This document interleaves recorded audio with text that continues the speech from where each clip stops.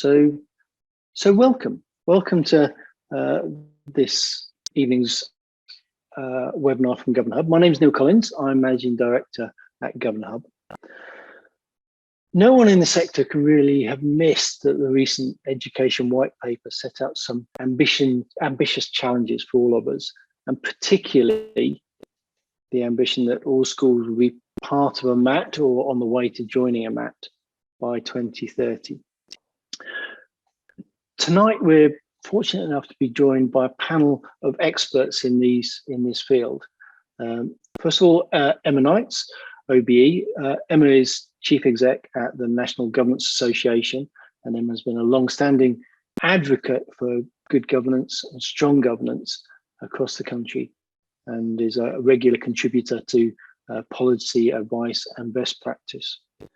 Sam Freedman is a fellow at the Institute for Government and a senior advisor at ARC. Sam worked at the Department for Education as a senior policy advisor to Michael Gove between 2010 and 2013. He writes regularly on politics and policies, and in February published I've got to say, fantastic report on the Gove reforms a decade on: what worked, what didn't, what next. And finally, Sir John Coles. So Sir John is CEO of United Learning, a group of 70 schools and academies, the largest multi-academy trust in the country. Prior to this role, John spent 4 years on the board for the Department for Education, as Director General for Schools, and then for Education Standards. He was responsible for many policy areas, including National Curriculum Review, the Academies Act in 2010, and National Challenge. Now, if these three people can't give us some really great insight into this topic, I honestly don't know who can, because this really is the A-list of opinions, I would say, on this topic. The way we're going to run this webinar tonight is that we've got a series of questions which you kindly submitted ahead of time. I'll be putting this to the panelists. But as we go through these discussions, please post up in the chat if you've got an opinion or something else you want to say. I will try to feed that to the panelists. But first of all, let me start with a topic which has come up numerous times since the white paper was produced, and that's around the local tier of governance: local governing boards, local governing bodies, academy committees, call them what you will. Will this local tier of governance exist in 2030? And if so, what will it be responsible for? Emma, can I come to you first on that one? Yes, thank you very much. Local governance is something obviously that NGA spends large amounts of time talking to you all about, thinking about, and we hope developing good practice on. So Mystic make time. Will local governance still exist in 2030? Yes, it will. About 8 years ago, we were being pushed by some of our members who were saying to us, NGA, we're not sure you're calling this right, because if you're supporting the formation of multi-academy trusts where that is right for the pupils, you're doing us down. Governors may be phased out. And so we were having that debate, and some of our members, absolutely understandably, had very strong opinions about that. But I don't need to tell this audience, but I do find myself telling other audiences, all our conversations with those that govern come back to the interests of pupils. So actually there was then a real movement for, okay, let's look at all of this in terms of what is best for pupils. It's not that anybody's in the business of defending their own roles, one would hope. So why do I say that it will still continue to be there in another 10-ish years time? Because it has proved its worth. There are very few trusts now that don't have local governance in any form, and we could talk about the different forms of that, but I've been on various platforms where people have talked about 80% do. Actually, it's way more than that. The number that don't is something in the region of 2 to 3%, and we're challenging the department to improve their data on this. What will they be responsible for? That will depend from place to place, and it's still all to play for in a sense. This is one of the many, many things in the white paper that the department wants to talk to the sector about, and not everybody obviously has the same view on this, but it's absolutely got to be meaningful. Yeah, you can't just have something there for the sake of giving people an occupation. So, for example, one of the main ones that varies is of any sort of financial role. Some trusts keep some sort of financial monitoring at local level, and others don't. But educational outcome standards, safeguarding, working with stakeholders, local knowledge, incredibly important. We could talk about, you know, the role in checks and balances, that role in understanding what's going on locally. And in fact, that's probably more important than ever with the idea of the new collaborative standard. So yes, there's lots more to say on that, but I ought to be quiet because I know we've got a lot to cover in the next hour. So that's my starter on that one, Neil. Thanks, Emma. So definitely exists, responsible for outcome safeguarding, stakeholder engagement, maybe finance. John, can I come to you next? Maybe you could set out both what the local tier of governance is responsible for within United Learning right now, and then how that may change over the next 10 years, both within your own MAT and others. Yeah. So, I mean, broadly, I agree with Emma. I think it will exist, and I think it will exist because it deserves to exist. It carries out a useful function in the interests of children and the local community, and it's an extremely powerful part, I think, of any well-functioning trust. I also agree with Emma. There was a phase where people started thinking seriously about abandoning or downgrading the local tier of governance, and some people did it. And I thought then, and I think now, that that's a serious mistake. What we say in the trust really is, I mean, we have a very clear scheme of delegation, obviously, where it's clear who's responsible for what, who's consulted on what, where the accountability for certain things lies. Obviously, as you become a larger trust, you do need to have very clear processes and systems which underpin ultimate accountabilities.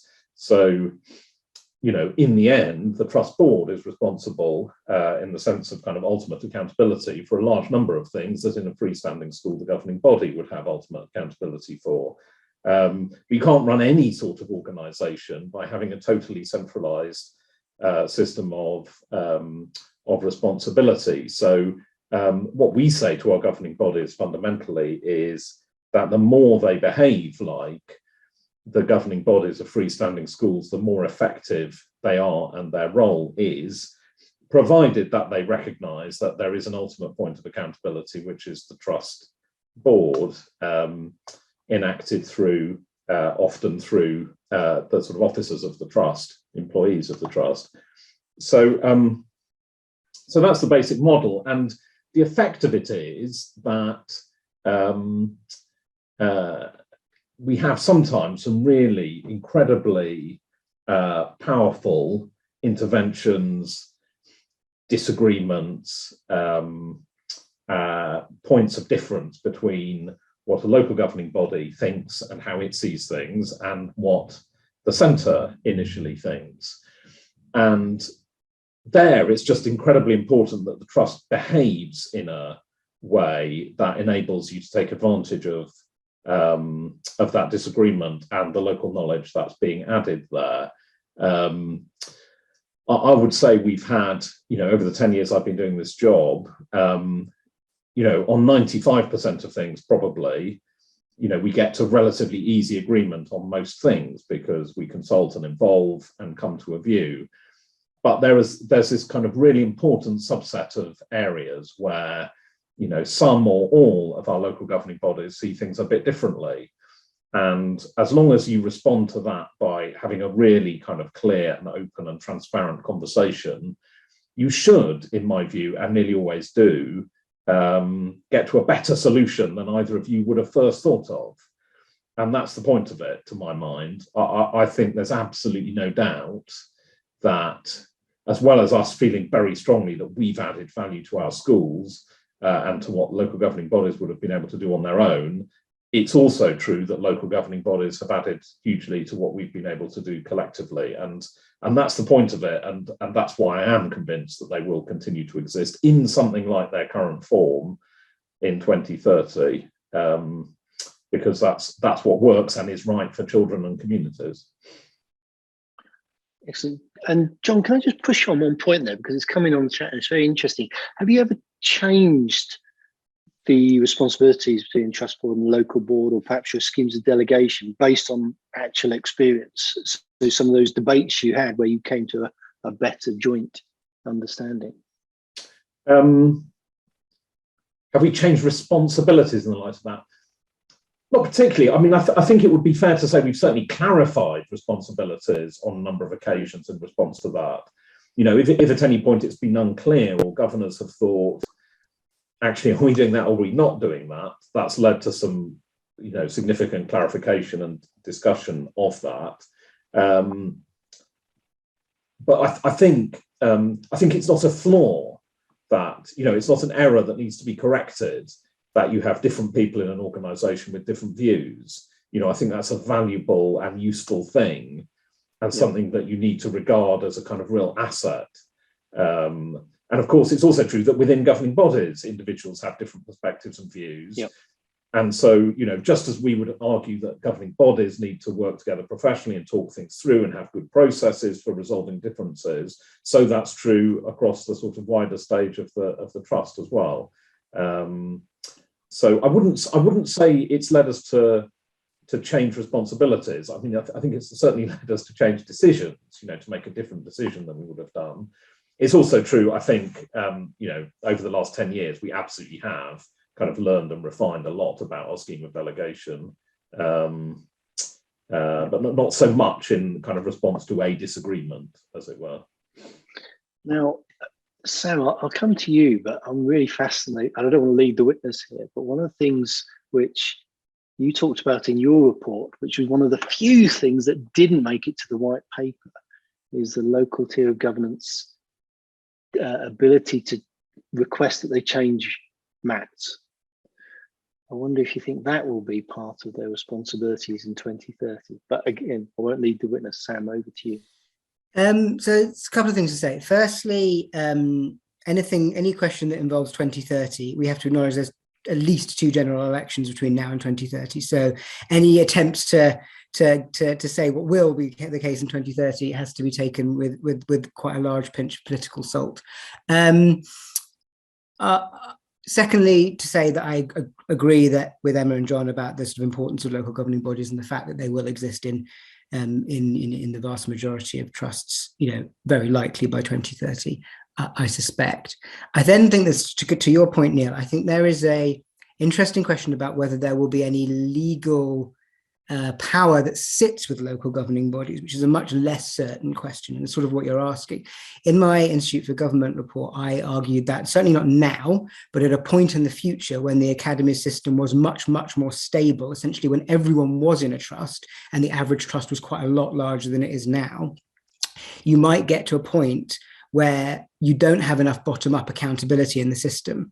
There's no that all the accountability of MATs comes down from the department, and there's no way of properly recognizing concerns from either individual schools or anybody else. And at that point, there might be a case for a very limited legal power to sit with a local governing body to request essentially arbitration over whether they should be in the MAT that they're currently in or not. So it's not we can leave whenever we like, thanks, because obviously that would be a disaster. But it's a sort of request for arbitration in extreme circumstances. Now that actually did make it into the white paper, didn't make it into the bill.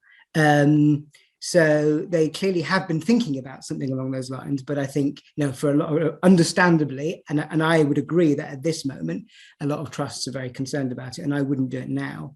But I think we will, if we progress in the kind of direction the white paper sets out, and we do get to a much more stable system of larger multi-academy trusts, that I think this question of what does bottom-up accountability in the system will grow, and it will either come through the local governing body or through local authority oversight or through some means, but I do think there will have to be some mechanism for bottom-up accountability at some point as we progress down the line. Good stuff. So I think there's probably consensus around the local tier being in place in the vast majority of cases. Emma, I think you would argue that it already is there, and not to take the DfE stats too strongly in terms of that 80% figure. I don't believe that myself either. Then in terms of their responsibility, that's very interesting, but some of the things which are key will be stakeholder representation. Where does parent voice come in? I think that's often cited as being a great thing for the local level.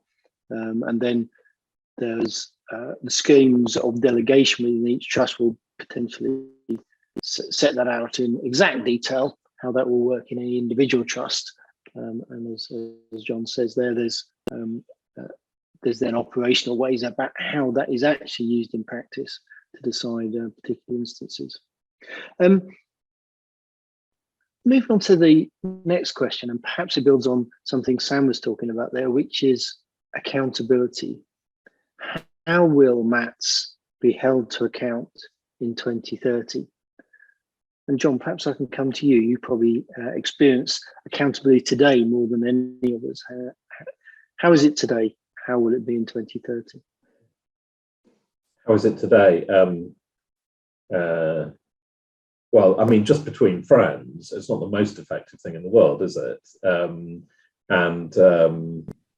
And sometimes it's extremely process heavy. We have to make a lot more returns to ESFA than we ever used to do. But occasionally, when we're asked a question, we point out that it was in one of the returns, and we get a response which is something like, "Oh yes, but yours wasn't in the sample we looked at." So, we make these returns and nobody really examines them. So that's not great. And then the question of, what are the consequences, which flow from any problems or failures? Is there an effective approach to accountability which is meaningful and consequential? Well, not fantastically so, is there really, if we're honest? So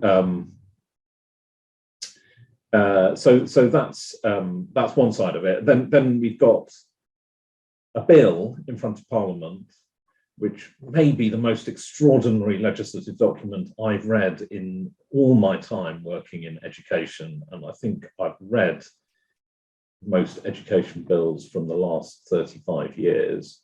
That has to change, surely. I think it's a dangerous centralization of power, and the authors of all major pieces of legislation, up to and including 1944 and beyond, would, I think, have been horrified at the extent to which central power is being taken to determine the details of the education system. I think, in truth, it's probably it exists in the form that it is, with these enormous sweeping powers to determine more or less everything about the education system through regulations, without therefore having to go back to Parliament. I think that exists because the government has taken a perfectly sensible decision to have quite a general white paper, which I think is fine, actually quite good. And then put off some decisions on some of the technical detail until a regulatory review, which will come later. And that obviously poses the question, how are we going to take powers in primary legislation to enable us to implement a regulatory review, the consequences of which we do not yet know? And as a result, I think officials, and I think it probably is officials, have decided, well, the only way that, logically speaking, we can do that is by taking very broad powers in primary legislation. But the consequence of that is it's giving ministers, not just these ministers, but all future ministers, power to do whatever they like in more or less every area of the life of schools. And that is not the way an education system ought to work in a democratic society, in my view. And I mean, in the view of more or less everyone who's worked in education since the creation of a national education system. So I think that has to change. Now, where would I like it to go in due course? I mean, it seems to me, I mean, a couple of things, I mean, there's a huge amount to say about this, isn't there? But I mean, firstly, it seems to me that if we're heading for a fully academized system, then we do have the ability to create a local system in which local authorities have clear and clearly defined power and remit. If we get to the point that local authorities have no interest in any trust, i.e. that they are not biased, that they are not in favour of one trust rather than another, and are not perceived to be, in other words, they are genuinely honest brokers, then it seems to me that they could have a really significant and much enhanced role in commissioning, which in my view would go, in an ideal system, in my view, it would go beyond anything that has been put forward by the government or anybody else so far. I think you would create a system of real contestability. In order for an academy system to work, I think a trust like ours needs to know that if we're performing well, if our schools are performing well, then we carry on running them and operating them in the way that we have been. But that if we stop running them well, in other words, if a local school becomes weak, then somebody locally should be able to take it off us and get somebody else to run it better. And that's what seems to me to create a real meaningful system of accountability. And actually, I think it is, I would much rather see it in that way locally, because frankly, if this relies on central accountability of trusts at the centre to central government, I mean, we now run more than 70 academies across the country. The government is not going to intervene, from the centre in us as a trust because one primary school somewhere isn't doing very well. But that one primary school isn't doing very well is the most important part of the education system for the children who go there and their parents and that local community. And so the people who represent that local community ought to be able to take action to get that school rebrokered to somebody else who's going to do a better job if we can't. That seems to me to be what creates a system of meaningful accountability. And I think it's a real mistake actually by the government to have local authority established trusts, because I think that stops them being honest brokers in this system.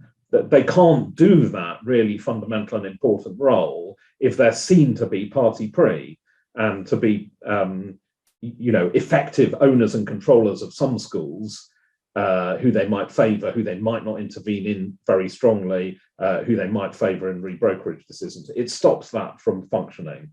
So it seems to me trusts that are genuinely independent, not overly controlled by government, highly accountable for school performance through action which can meaningfully intervene where schools are not performing well and rebroker and give to somebody else.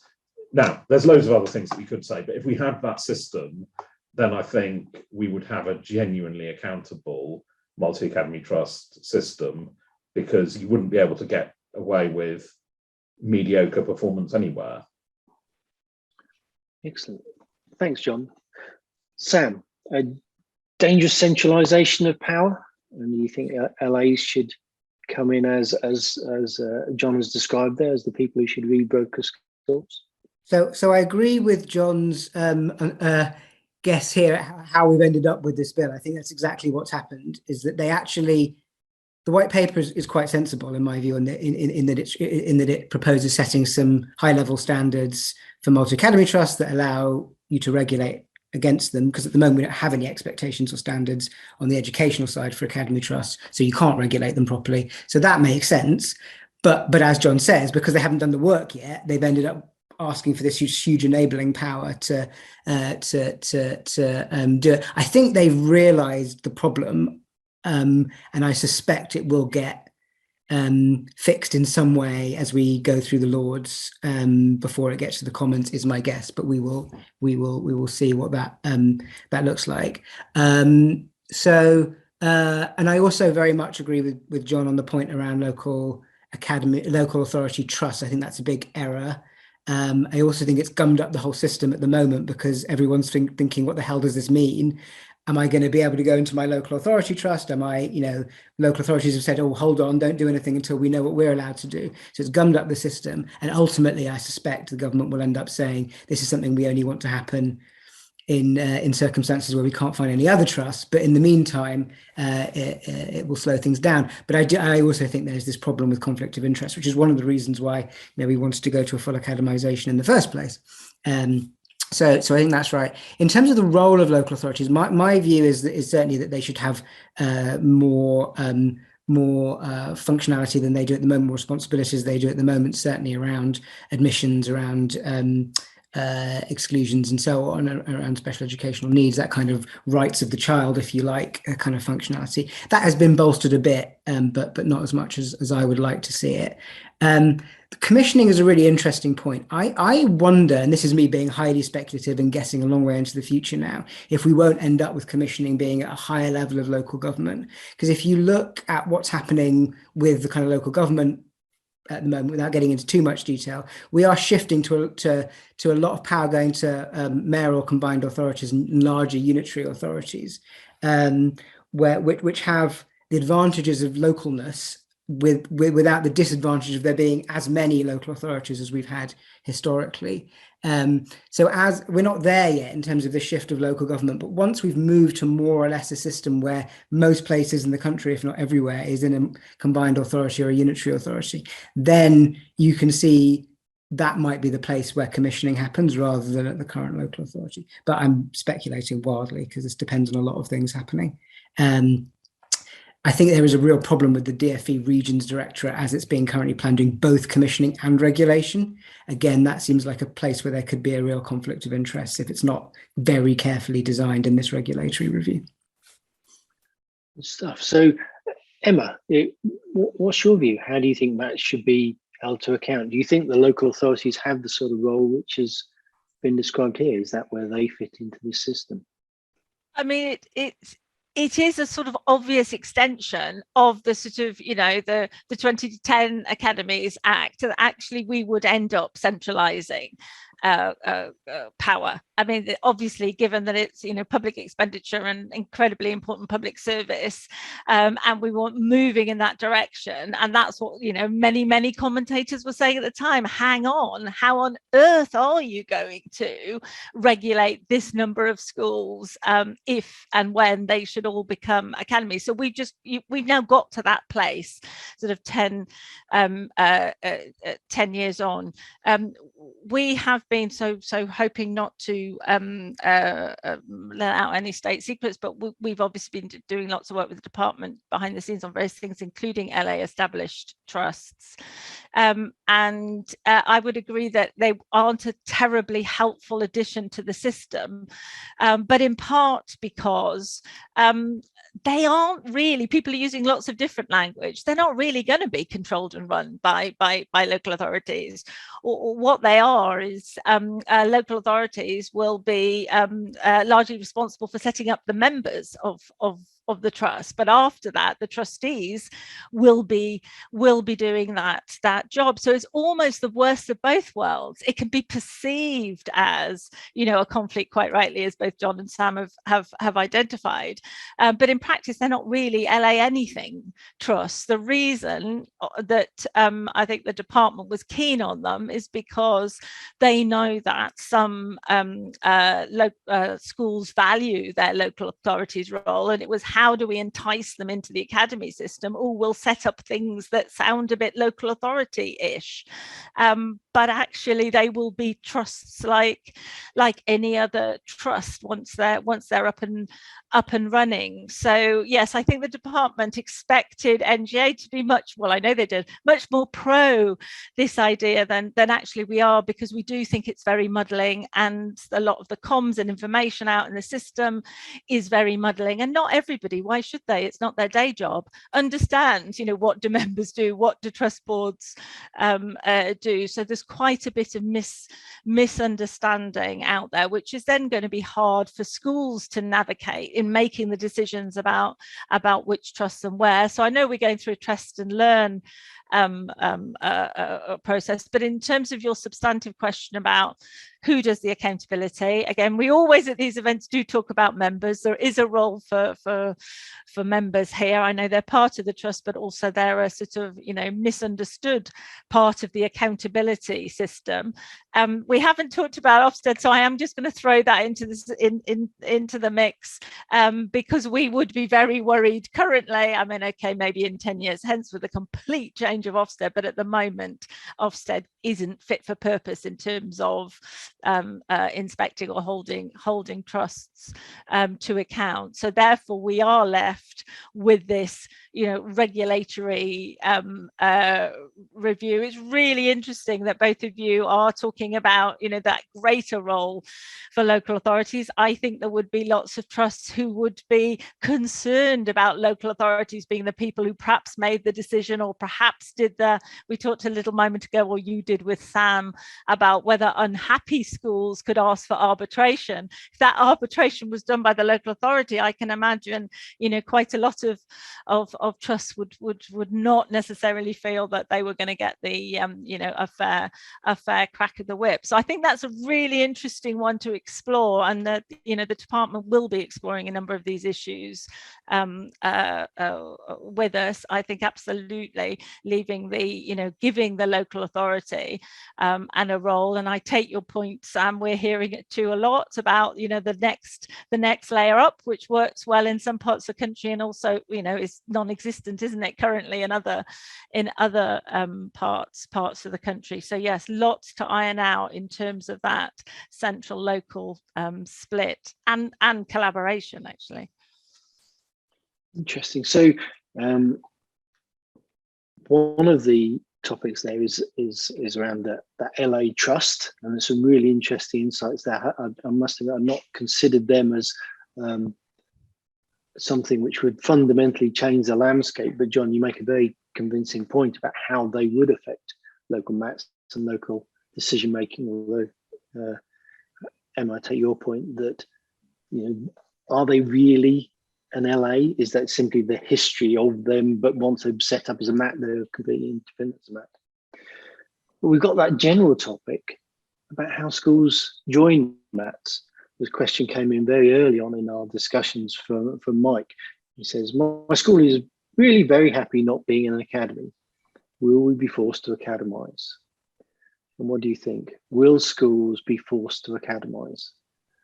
Sam, perhaps I can come to you first. Well, firstly, if the bill passes, then if your local authority wants you to be academized, then yes, because they can now, if the bill goes through, then they will be able to request that all schools in their local authority become academies and are given academy orders, and the individual school won't be given a choice. So yes, if that happens. If that doesn't happen and the LA doesn't request that, there's nothing at the moment that would force that to happen, either in the white paper or the bill. My guess is that what the department is hoping happens is that you end up with a fairly small group of schools that are not in trusts in 4 or 5 years' time, and at that point it's much easier to pass legislation which just says, yes, okay, at this point we're just going to order the rest of you into trusts. I think the only reason they haven't done that in this bill is because of what happened in 2016 when they put it in that white paper, and they did try and say it would be forced, and there was a riot on their own backbenches and they had to step down. I think if they weren't worried about that, they'd have put it in this bill. So now I think what they're hoping is it'll sort of happen naturally, and then when it's almost the whole system, then we might have to take some powers down the line. So if you really, really don't want to, and your local authority isn't going to make you, I don't think there's anything that forces you to do so at the moment, and I'd wait and see what happens. On the other hand, if you do wait, the risk you run is that the system is forming around you, and you're not part of it, and you might miss out on some good opportunities. So I wouldn't just sort of take a generally resistant position to joining a trust just because you've never liked the idea. I'd look at it seriously, look at the trust in your area.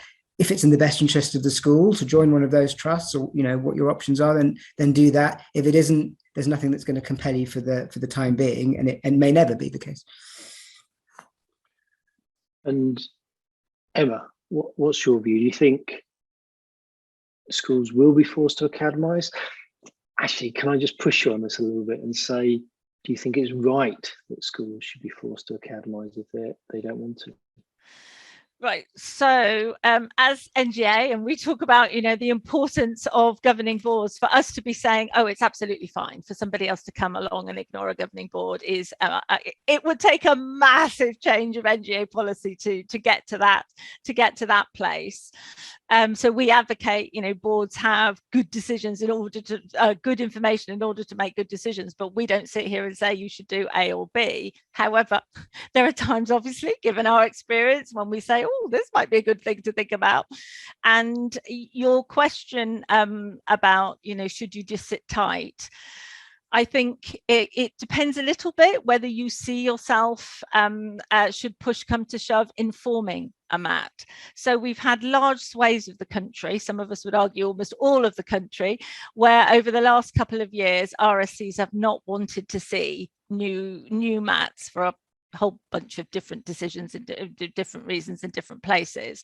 The white paper opens that up again, and there is a real change of there will be a real change of strategy in the new regional directorate. So in some places they will be looking for new MATs, and in other places they might not be looking for them, but you may be able to persuade them that that is a good thing. So if that's what you want to do, if you've got a great set of people that you work with and are thinking, oh, should we become I would start those conversations sooner rather than later, because there will come a point again where we've simply got too many trusts in an area.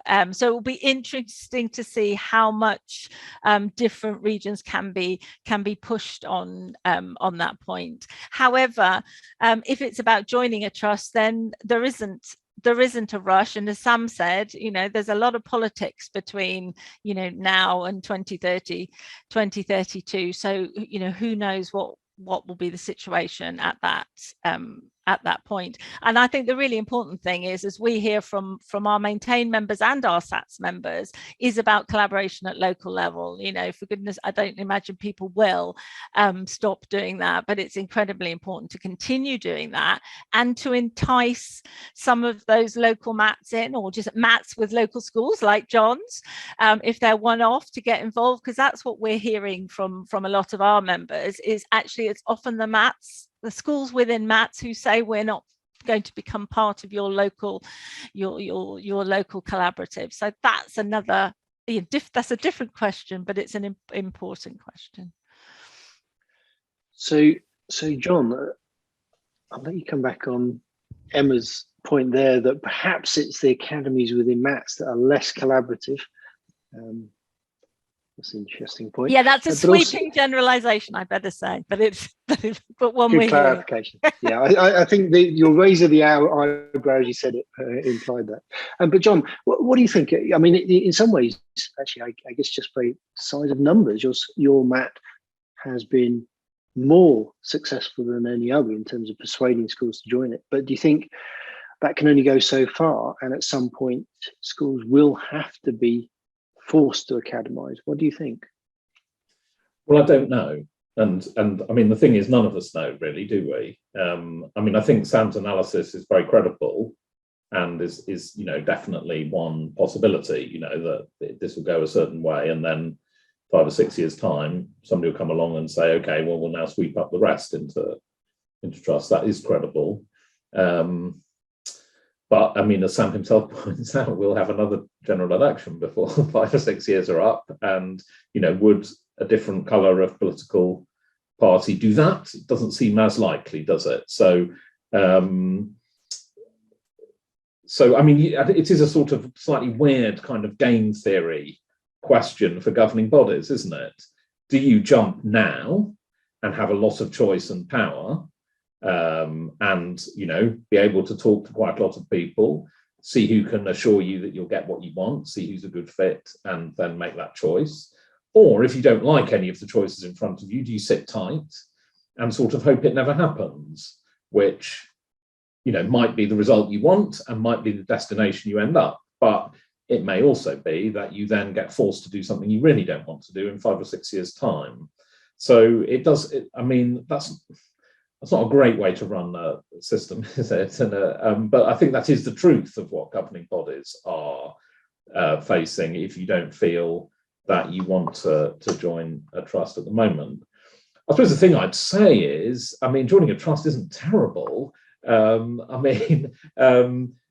you know, I always say, quite frankly, that you know, the reason I do this job is because I felt like this was now, you know, for 15 years working in the Department for Education was where I thought I could do the most good, working in trying to improve schools and the school system. And then I got to the point of thinking, actually, you know, the action is going to be in multi-academy trusts, and the place to be if you want to work in school improvement is multi-academy trusts. And that's not an ideological position, that's just a practical position. This is what I want to do with my life, and this will be the place I can best do it. However, during the COVID period, I've become increasingly convinced of the really significant difference it makes being in a large collaborative group of schools. I think very visibly, our schools have got a very different level of support through this most difficult period, because we have professional health and safety leads who do that for a living. We have the ability, you know, we bought 30,000 Chromebooks for our schools very quickly, give or take a global chip shortage. You know, we were just able to do, you know, I won't go on about it, but lots of things that, you know, smaller groups or schools on their own weren't able to do. So I do feel increasingly convinced that, you know, the scale we're at allows us to provide, you know, a depth and range of support to schools, which is really powerful and significant. And it's not that local authorities wouldn't want to do that, but they no longer have the resources to do it. And particularly in areas where, you know, they no longer have, you know, large numbers of schools, where they faced, you know, local authorities have faced much bigger budget cuts than schools have over the last decade and more. And, you know, the resources that local authorities want to have, they don't have to the same degree. And so there was a huge difference between, for most of our schools, between what we were able to do and what, you know, small trusts and local authority maintained schools were able to do on their own. So I think there's just a very powerful case for it, but I'd rather, in a sense, the case was irresistible rather than mandatory. You know, we still have lots of people. I mean, we do, obviously, we work with lots of schools which have failed and, you know, are brokered to a trust. So that happens, of course. But we also have lots of schools that have chosen to join us because they think it's in the interests of their children and their communities. So, you know, my own view is, you know, right now, I wouldn't be increasing the number of trusts. I wouldn't be having local authority trusts. I wouldn't be having a power for local authorities to mandate that schools must join a trust or a local authority trust. So I would be looking to say, look, this is our direction. This is where we want to go.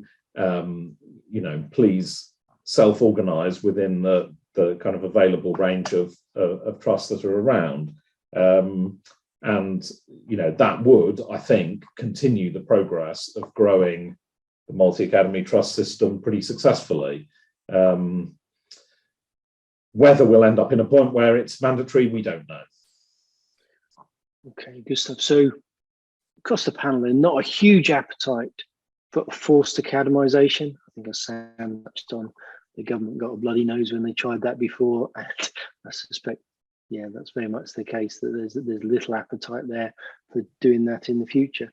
I mean, the one thing that will become a problem at some point is that the argument for this system, you know, has ceased to be, I think, this is, you know, going to transform standards in an individual school. It is much more trying to run a school system where you've got two parallel and competing models is extremely inefficient and has an awful lot of unavoidable problems.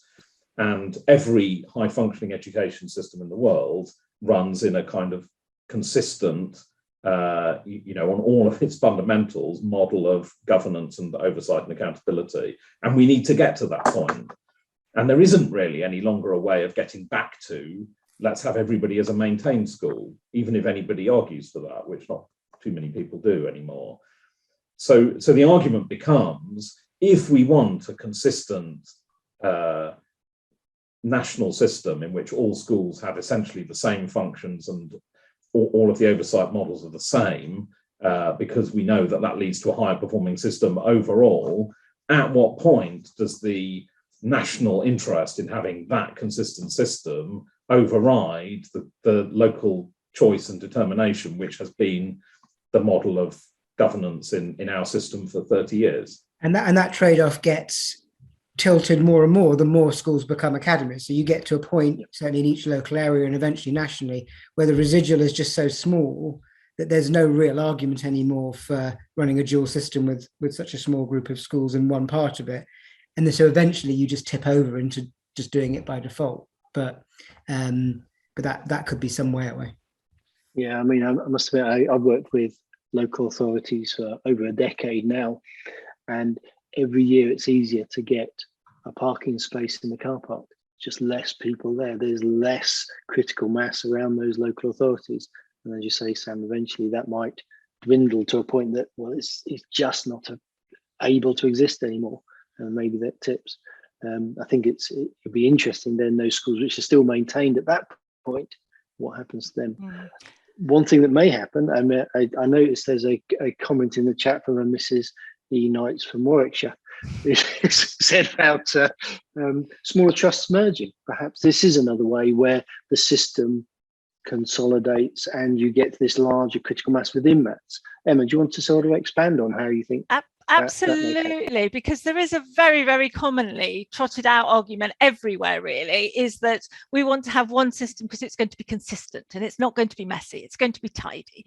But actually what we've got, let's assume we do get there and we have a fully trust system, it's not going to be tidy, and it's at all because of that point that we have lots of different trusts working slightly different ways, and we can say, well, actually, if everybody's doing really well for their pupils, that variability doesn't matter, but actually not everybody is doing incredibly well for their pupils. But also it means it's very messy at local level. And it's also, when we look at this sort of segues into the evidence piece.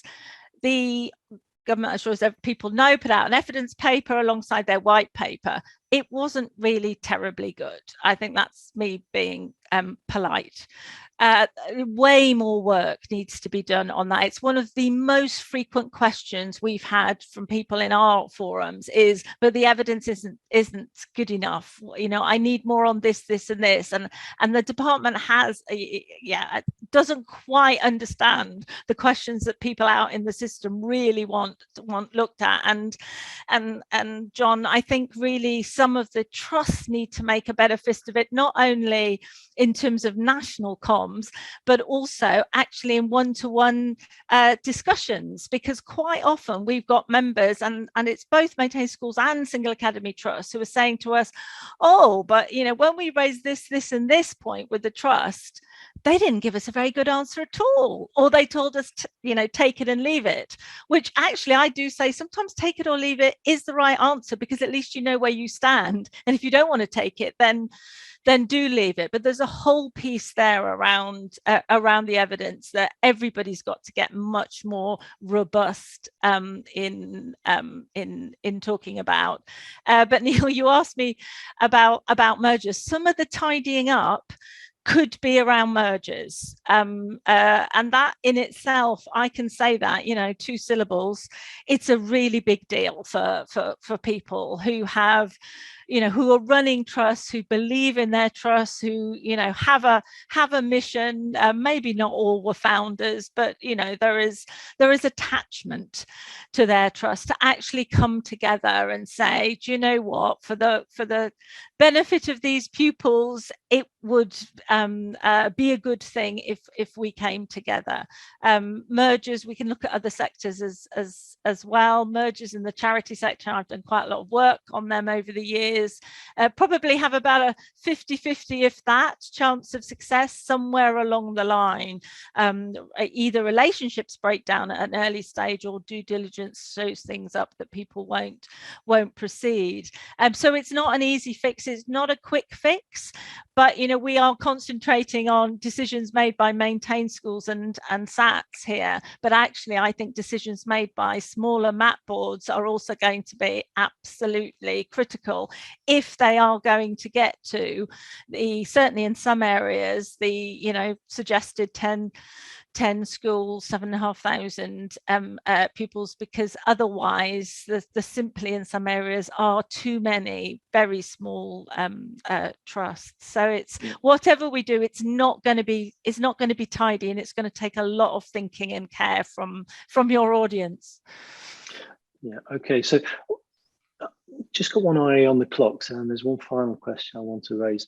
And that is around chairs of trust. I think Sir David Carter recently said, well, given the amount of time it's taking from chairs of trust, this needs to be a paid role.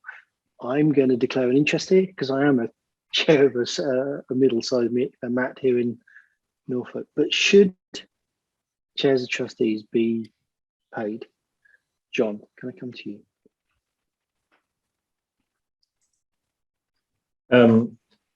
Well, not unless you're going to change the law of charities.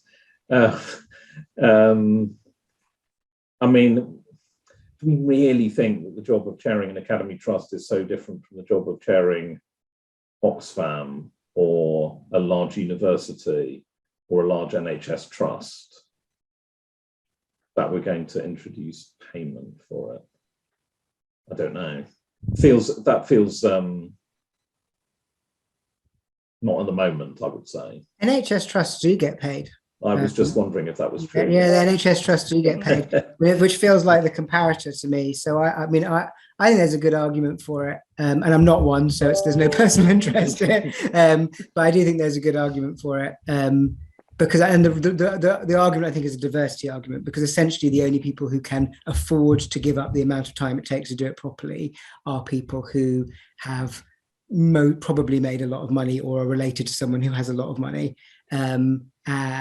If I wanted to do it, I actually couldn't, because I couldn't afford the time, because I have to work to pay my mortgage, not to do it properly anyway. So I think there's an argument that you would get a wider range of people able to do it if it was paid. Obviously, you need to regulate how high that payment could be, I think, very tightly. Otherwise, you'd get into all sorts of conflict of interest situations. So would you argue for that for all large charities, Sam?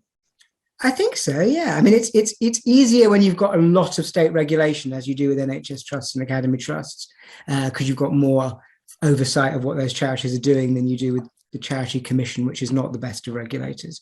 But in theory, again, I think there's a diversity argument for large charities having access to people who can't afford to do it unless they're paid. And Emma, what's your view on paid chairs? So chairs actually are the worst of all worlds, because if you pay chairs, and actually we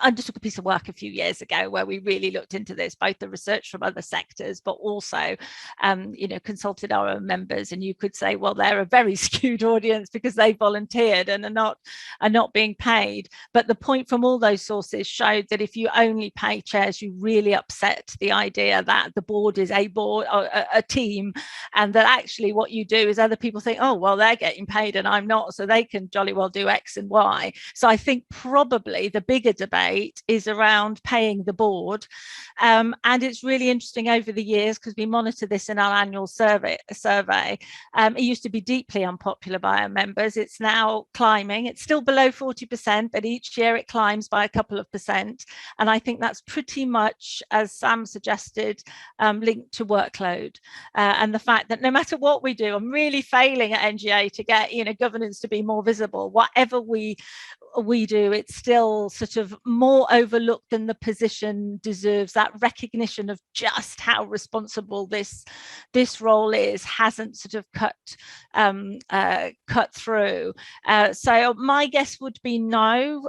Volunteering, as John said, particularly in the charity sector, is a really big deal in Britain, more than in other countries. There are other European countries, for example, where volunteering is not of the same ilk it is with us. So I will stick, if I had to guess, that it will still be a volunteer force. The other point is actually money. We did during this exercise some calculations, and actually I've just looked it up and I can't quite believe our maths. I feel like I need to go back and check, because it worked out as we would end up needing 1.5 billion. I keep thinking that can't be right, to pay all those who are volunteering at the moment. I mean, you could only do it for the bigger trusts, and then you could maybe think then for those trusts whether in fact you recruited their boards through the public system, rather than as you do for many other public boards. But the thing I would say we also learned for research is that paying people doesn't improve their decision making. It improves their attendance. And interestingly, Sam, but I think it may over time, it doesn't really improve diversity either. It still tends to be the same sort of people doing the job, but then getting paid for it. And one of the questions is then about, are you affecting motivation? So that's, I need to stop there, don't I, Neil? Would be a great way to incentivize bigger trusts, wouldn't it? Only pay once you get to a certain size. That's the way the government. I think this is how they do the growth. It's interesting. It's interesting. Well, look, thanks. That's incredibly insightful. What I would ask you to do perhaps is just have finishing comments on one final topic. I think that is, will the education system be better in 2030 than it is now? John. Come to me first, why don't you? Well, I mean, that depends on an awful lot of things, doesn't it? Not just this. I mean, it depends on questions of resources as a kind of fundamental point. It depends on the performance of our economy. It depends on how able we are, in the light of those two things, to recruit and retain really great people into the system. If our economy is doing extremely well and the school system's well resourced, then that will be a different situation to if the economy is tanking. And so impossible question to answer, I would say. I think that I should just say that the argument for this system is not really, though, about neatness and administrative tidiness. It's about the ability to implement high quality change effectively, more than anything else. And I think we've got a fighting chance of having a better system from that point of view by 2030 than we've got today, in which it's more possible to ensure that high quality evidence is disseminated well around the system, that good quality training development and leadership development is going on around the system, and in which there is kind of high quality collaborative work in the system. So those things, I think, are components, because they're about the intellectual capital and social capital of a system. Whether the system as a whole will be better depends on all sorts of things that we don't know. Thanks, John. Emma, what do you think? Will it be better in 2030 than now? That really annoys me, because now I have to agree with John, and I'd much rather that. That's perfectly fine. It sounds as though I don't have any ideas of my own. But I think certainly the leadership resource, and also funding in itself. What are our buildings going to be like in a few years to come? There are so many unknowables, but perhaps that just underlines that structure is only one part of the system, and perhaps that is a good note to end on. The people and how we develop the people are always going to be absolutely fundamental to ensuring kids have a good education. Yep. And Sam? Firstly, just to say, I wish we had another hour because so many questions coming down the Oh, side. they're fantastic, aren't they? You see them in the chat. Oh, I wish we had that one. Yes, it's such a shame. But so thanks to everyone for participating so much.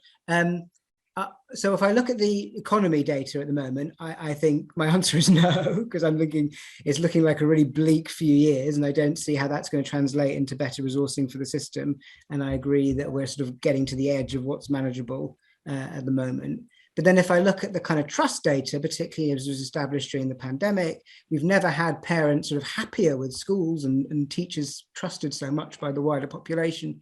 So it feels like we've got the ingredients to have a better system by 2030. But if I look at our current state of governance nationally, and I look at our sort of economic data, I start to feel a bit more pessimistic. So you can have a half glass full or half glass empty, however you want to take it. Well, as an engineer, I always know that the glass is just twice as big as it needs to be.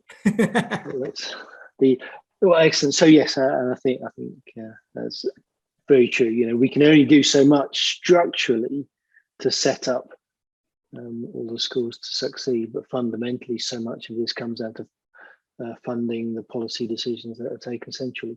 Well, look, thanks ever so much, particularly to the panel for giving up their time and for contributing such insight. For all those in the chat, as Sam was saying, some fantastic questions coming past. I'm sorry that we have to draw this to a conclusion and can't cover them all, but thanks for everyone's time there and for contributing.